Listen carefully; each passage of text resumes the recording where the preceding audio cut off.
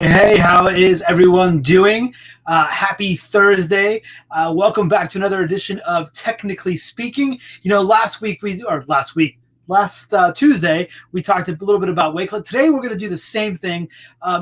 Communication is really important during remote learning, and this is a great tool for you to use when you're working with parents and families and trying to keep them in the loop with everything that's going on in the classroom. So the idea today is to set up a newsletter that you can use to communicate with your families and keep them in the loop and keep them informed throughout the remote learning process, and even continue to use this next year. Hopefully, when we're all back in the classroom as normally, then you can use this and push this content out to your family. So we're going to start from scratch and work our way through it. It won't take long. And at the end, I've got a very special prize. Okay, so here we go. Are you ready? Let me go ahead and share my screen with you guys. So what I'm going to do is I'm going to assume that you guys have already created your Wakelet account. So if you haven't already done that, you're going to need to pause this and probably go back and watch it later. Or if you're watching it back at another time, you're going to want to pause it and log in. So have your Wakelet account open. And what you want to do is you want to go over here to create a new collection. Now, like I mentioned in the last video, the thing about Wakelet that you have to understand is the verbiage behind it. A collection is basically a group of all of your content that you're dropping into one place. So what I want to do is I want to create a collection that I'm actually going to turn into a newsletter. So you can add a cover image, and I'm just going to pick one. I'm going to choose from the library. They have some really great things on here. Let's just search for books and see what comes up. Perfect. Okay. I'm going to pick that one. And you can choose whether you want to use the full cover image, the half cover image. I like using the half cover just because it doesn't take up so much space. And then you're going to come up with a title for yours. So I'm just going to go ahead and say, let's do our class newsletter. And then down here, you can write a description for it. I'm actually going to keep this very specific for our purpose. I'm just going to say for the week of April, 20, I think it's 7th next week, right? I don't know. So for the week of April 27th, we'll say. So what that does is that creates the top of your newsletter. Now what you can do is you can start adding content. So you see this little plus sign right here? If I click this, I've got a lot of different options that I can throw up here. One of my personal favorites, if I go all the way to this side, is the Flipgrid video. This is using the Shorts camera, which you can embed a video right into it. Now this might be great, but we're going to keep it really simple. So if you're comfortable with that and you already have a Flipgrid account, you can definitely use that. But what I'm going to do for now is I'm just going to go right over here to image, and I'm just going to upload an image. I'm just going to pick one. Now, I've actually already created some of these ahead of time, but you can, again, search back in the library, or if you have one that you've already created, maybe from like PowerPoint or one of those other places, you can do that. So I'm going to go ahead and upload an image, and I've already got a folder created. So I'm just going to go ahead and start off with reading, and I'm going to hit open. And then what it's doing is uploading that image, and that's going to appear at the top of my newsletter. So when my families visit my newsletter, the very first thing they're going to see is the news that I want them to know for reading. So what I want to do after I upload that image is add some text underneath it there that maybe are very specific directions about what I want the kids to focus on. So I'm going to hit the plus sign, and then right here where I can add text, I'm going to go ahead and tap that. When you open up a text box, there's a few different options. There's bold, italics, underline. That H1 is like a heading. Heading 1 and heading 2 is what that H2 means. So for H1, that's the heading 1. I'm going to pick that. I'm going to say this week's learning goal is, and then I'm going to hit enter. When I hit enter, it actually takes the H1, the heading 1 off, and it puts it back to the normal text. So I'm going to say, let's just say main idea or something generic here, and then I'm going to hit done. So I can make that as long as I want to. But anyways, what you do is you add your text there, and then your families, when they go on, they log on to this, they will be able to read that. And I'm going to go ahead and repeat this process. I'm going to add another image. This time I'm going to add my math information. I'm going to go ahead and upload that. So here we have my math. And then, again, I'm going to go ahead and upload another text box underneath of that has the learning goal in it.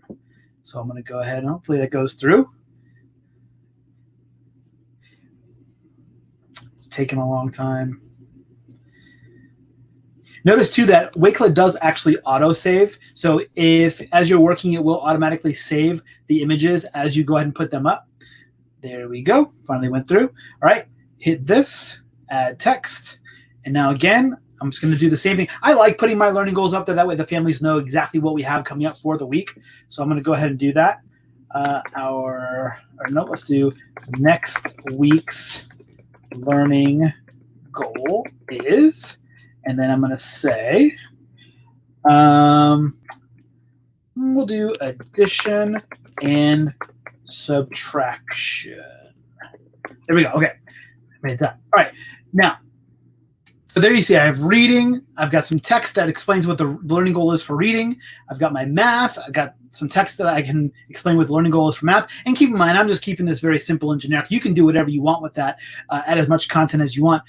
If you really want to get cool with it, you can even add in some YouTube links. Maybe if you have particular links that you want to share and put in there with parents, you can add that by adding the paste URL. But what I want to do is I want to show you how this looks when you're all done with it, because really it's important to know what it looks like as a parent or as a family member, so that way you understand what they're seeing from there. And so what I'm going to do is, now before I do anything, I'm going to go ahead and hit done right here. You can also, in the future, if you want to change this to public or unlisted, you can also do that. But for private, it's only you can see that. So I'm going to go ahead and change it to unlisted, where only the people that I send this to are going to be able to see it. So I'm going to hit done. And then you might be asking yourself, okay, well, how do I get this to my parents? Well, first thing you need to do is right here where you see the share, you want to tap that.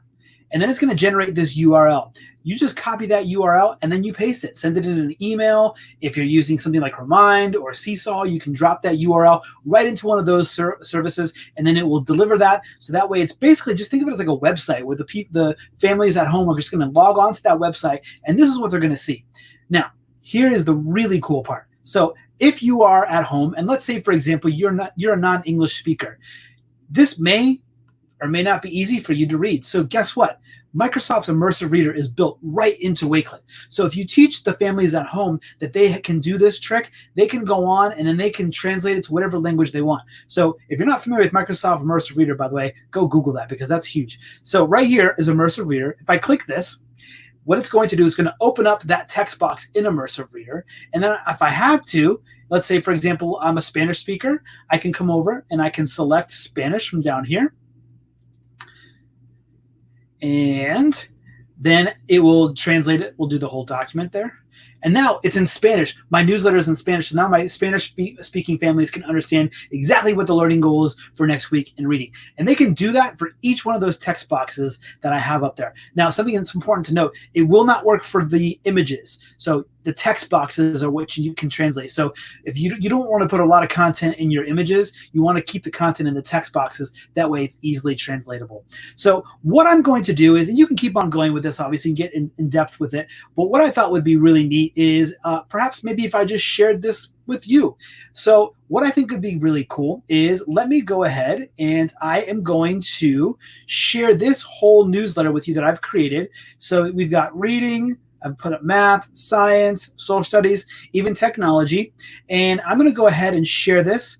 I'm going to give that to you. So you can go ahead and, let's see, maybe I can drop this in the comments. Let's see if I can do that. And if I do, maybe it'll go up. Let's see here.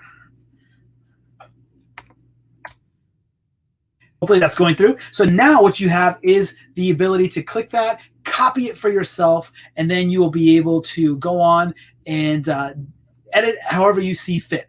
So this is a great way to get going with Wakelet, and it's awesome for communication and remote learning and keeping those families in the loop. Hopefully you guys enjoyed it, and I know it went a little bit over the 5-minute limit, but that's okay. If you have any questions at all, please let us know. We are TheMerrillsEDU, and we will see you guys next time.